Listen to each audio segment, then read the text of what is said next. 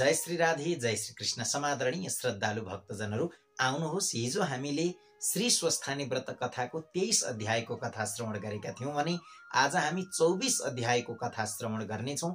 24 अध्यायको कथा श्रवण गर्नुभन्दा पूर्व हजुरहरूसँग सम्भव छ भने हातमा चन्दन अक्षता पुष्प लिनुहोस्। नभए पनि केवल भावको पुष्पले भगवान र भगवतीलाई सम्झेर ध्यान गरौं। ध्यान पश्चात लगत्तै हामी 24 अध्यायको कथामा प्रवेश गर्नेछौं। ओम यं ब्रह्मा वरुणेन्द्र रुद्रमरुत स्तुन्वन्ति दिव्यैस्तवैर् वेदै साङ्गपदक्रमोपनिषदैर् गायन्ति यं सामगा ध्यानावस्थित तद्गतेन मनसा पश्यन्ति यं योगिनो यस्यान्तं न विदुसुरासुरगणा देवाय तस्मै नमः। श्रीमच्चन्दन चर्चितो ज्वलवपु शुक्लाम्बरा मल्लिका मालालंकृतकुण्डला प्रविलसन् मुक्तावली शोभिता सर्वज्ञान निदान पुस्तकधरा रुद्राक्षमालाकरा वाग्देवी वदनाम्बुजे वसतु मे त्रैलोक्यमाता चिरम्। मूकं करोति वाचालं पंगुं लंघयते गिरिं यत्कृपातमहं वन्दे परमानन्दमाधवम्। नमो भगवते तस्मै व्यासायामित तेजसे यस्य प्रसादाद् वक्ष्यामि नारायण कथामिमाम्। नारायणं नमस्कृत्य नरं चैव नरोत्तमं देवीं सरस्वतीं व्यासं ततो जयमुदीरये। आउनुहोस्, अब भने हामी 24 अध्यायको कथामा प्रवेश गर्नेछौं। कथा एकचित्त भएर आफ्नो मन लगाएर सुन्नु होला। कथाले हर व्यक्तिको हर व्यथालाई समाप्त गरिदिन्छ। 24 अध्यायको कथामा कुमारजी आज्ञा गर्नुहुन्छ, हे अगस्त्य मुनि, त्यसपछि लावण्य देशमा मन्त्रीहरूले हात्तीलाई सुनको कलश र फूलको माला दिई राजा रोज्न लगाइराखेका थिए। लोकहरू अनेक वस्त्र अलङ्कार पहिरी राजा भइजान्छु कि भनी हात्तीको नजिक गएर अघि पछि हिँड्न थाले। नवराज पनि उहाँ पुगेर एउटा पाटीमा बसी हेरिरहेका थिए। हात्तीमा हरिहर भगवान प्रवेश गरेर नवराज ब्राह्मण भएको नजिकै गएर उनको गलामा माला पहिराई सुवर्णको कलशले अभिषेक गरिदियो। त्यो देखेर प्रजाहरू भन्न लागे, हे लोक हो, यो हात्ती बौलायो कि के यस देशमा कुनै क्षत्रिय छैनन् र ब्राह्मणलाई अभिषेक गर्यो? कसैले प्रतिवाद गरे, यो हात्ती बौलाएको होइन, तिमीहरू नै पागल भयौ। मुखले नबोले पनि हात्ती देवता हो। ब्राह्मण क्षत्रिय वैश्य शूद्र जो भए पनि उसको तपस्या र भाग्यले राजा भयो। बिना नारायणको अंशले राजा हुन पाइन्न। चुप लाग भनी सम्झाए। उता हरिहर प्रवेश भइरहेको हात्तीले नवराजलाई सुँडले उचाली कुम्भस्थलमा राखेर दरबारमा लग्यो। गुरु पुरोहितले अनेक वस्त्र अलङ्कार पहिराई सम्पूर्ण सामग्री तयार पारी पूर्ण घट अष्टमङ्गल गरी सुदिन ठहराई त्यसै शहरकी राजाकी कन्या लावण्यवती नाम भएकीलाई विधिपूर्वक नवराजलाई कन्यादान गरी राजा तुल्याए। अनि गुरु पुरोहितले भने, हे महाराज, राज्याभिषेक भएको छैन, सामग्री तयार गर, सुदिन ठहराई अभिषेक लिनुहोस्। तिनको यस्ता कुरा सुनि नवराज भन्नुहुन्छ, हे गुरु पुरोहित हो, मेरी महतारीले नदी पहिले अरूको अभिषेक कसरी लिउँ? चन्द्रज्योति नगरको बाहिर एउटा खरको घर छ, त्यहाँ गोमा नामकी ब्राह्मणी छन्, ती मेरी महतारी हुन्, तिनीलाई चाँडै लिन पठाओ।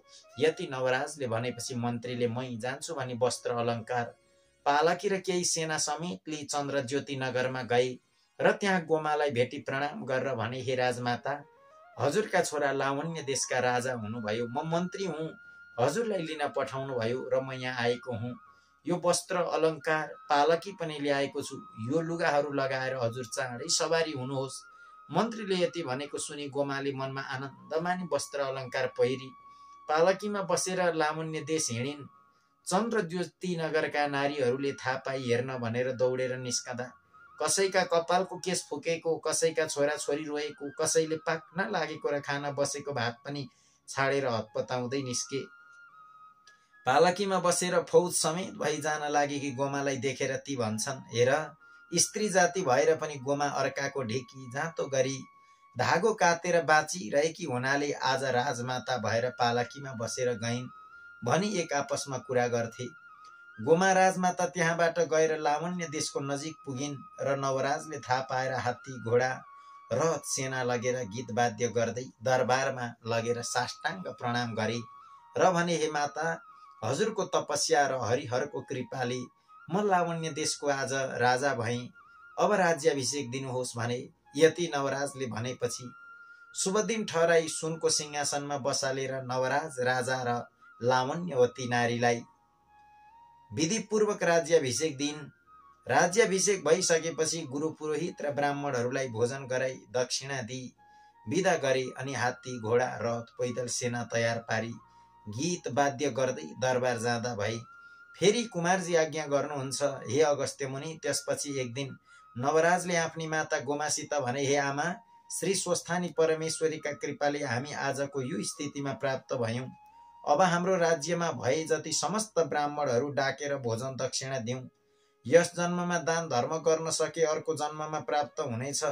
यति नवराजले भनेको सुनि, हे पुत्र, यो असल कुरा भन्यौ, धर्म कार्यमा तिम्रो मन सधैँभरि लागिरहोस्। यति भनी मन्त्रीलाई अराए।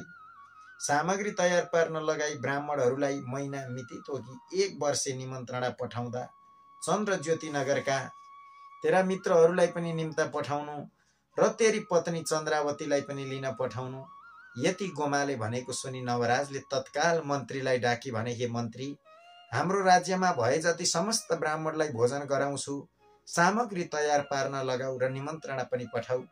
चन्द्रज्योति नगरमा मेरा साथीहरू छन्, उनलाई पनि डाक्न पठाऊ। फेरि वरुणपुरका अग्निस्वामीकी पुत्री चन्द्रावती मेरी पत्नी हो, उसलाई पनि लिन पठाऊ। मेरा सासू ससुरालाई पनि तिम्रा ज्वाइँ राजा भए आजको महिना दिनभित्रैमा आइपुग्नु भनेर डाक्न पठाऊ। राजाको आज्ञा अनुसार मन्त्रीले लावण्य देशका समस्त ब्राह्मणहरूलाई आज्ञा अनुसार निम्ता पठाउन लगाए। सामग्री पनि तत्काल तयार पार्न लगाए। चन्द्रज्योति नगरमा नवराजका साथीहरूलाई डाक्न पठाए। चन्द्रावतीलाई लिन डोलेहरू डाकी सबै कुरा बुझिए तत्काल पठाए। वरुणपुर पुगेर डोलेहरूले अग्निस्वामीको घर कुन हो भनी सोधे र कसैले ऊ त्यही हो भनी देखाइदिए। तब घरको आँगनमा गएर बोलाए अनि चन्द्रावतीले सुनेर झ्यालबाट हेरी, को हौ, कहाँबाट आएका भनी सोधिन्। अनि डोलेहरूले भने, हामी नवराज राजाले पठाएर लावण्य देशबाट आएका हौं। चन्द्रावतीले फेरि सोधिन्, हे डोले हो, नवराज राजा भनी आश्चर्यको कुरा भन्यौ, नवराज कसरी राजा भए, यो सबै वृत्तान्त मलाई सुनाऊ। अनि डोलेहरूले फेरि भने, लावण्य देशमा राजा नहुनाले हात्तीलाई राजा रोज्न लगाइएको थियो। नवराजलाई देखेर हात्तीले सुनको कलशले अभिषेक गरी राजा तुल्यायो। चन्द्रावती रानी कहाँ छिन्, खबर गरिदेऊ, चाँडै नगए राजा रिसाउने छन्। यति डोलेहरूको कुरा सुनि मनमा आनन्द मान्दै चन्द्रावती नामकी उनकी पत्नी म नै हुँ भनिन्। तब डोलेहरूले प्रणाम गरेर भने, हे महारानी, चाँडै जाउँ, ढिलो नगर्नुहोस्। हजुरका माता पितालाई पनि आजको महिना दिनभित्रैमा आइपुग्ने गरी निम्ता पठाएको छ। हामीले चिनेका छैनौँ, हजुरले नै भनिदिनु पर्यो। यति सुन्ना साथ माथि गएर आफ्ना माता पितालाई नवराज राजा भएको र आफूलाई लिन आएको सबै कुरा सुनाइन्। फेरि हजुरहरूलाई पनि आजको महिना दिनभित्रै आइपुग्नु भनी निम्ता पठाएको रहेछ। अब आज्ञा दिए म छिटै जाने थिएँ भनिन्। यति छोरीको कुरा सुनि अग्निस्वामी प्रसन्न भएर, धन्य मेरा ज्वाइँ नवराज, मेरी पुत्री पनि धन्य रहेछ, अब रानी भई भनेर नाना वस्त्र अलङ्कार पहिराई, हे पुत्री, तैँले जन्म लिएको सफल भयो, अब विलम्ब नगरेर छिटै जा भनी बिदा दिए। तब माता पितालाई प्रणाम गरी आफ्ना साथी सङ्गिनी र छिमेकीहरूसित पनि बिदा भई लावण्य देश जान भनेर हिँडिन्। अनि लोकहरू परस्पर कुरा गर्न लागे, हेर, चन्द्रावतीले सासूलाई छाडेर माइत बसेकी थिए, यस्तै अपराधिनी पनि आज रानी भई भनी चर्चा गर्न लागे।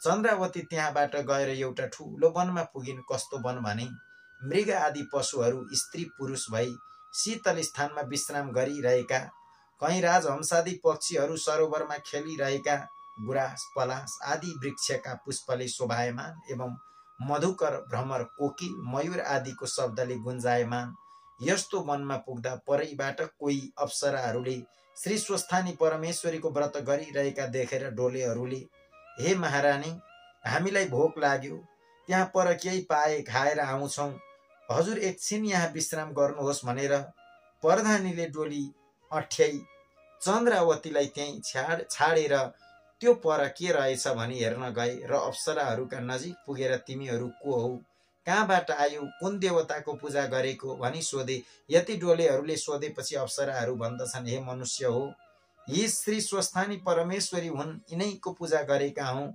हामी स्वर्गका अप्सरा हौँ भने। तिनका त्यस कुरा सुनेर यो व्रत हामीहरूले पनि गर्न हुन्छ कि भनी सोधे त अप्सराहरूले हुन्छ भनेपछि भारवाहकहरूले मनमा हर्ष माने, हामीसित सामग्री केही छैन, हजुरको संसर्गमा पूजा गराउनुहोस् भने। तब अप्सराहरूले आफ्नो संसर्गमा पूजा गराए, अर्काको भारी बोकेर ज्याला पाएको द्रव्य भेटी चढाए। पूजा सकेर प्रसाद झिकेर अप्सराहरूले डोलेहरूलाई भने, हे मनुष्य हो, जसले श्री स्वस्थानी परमेश्वरीको व्रत गर्ला, कथा सुन्ला वा उनको महिमाको पुस्तक घरमा राख्ला, त्यसका समस्त पाप र दुःख दरिद्रता शोक नाश भएर जाला र देह त्यागेपछि दिव्य देह पाई कैलाशमा बस्न जाला।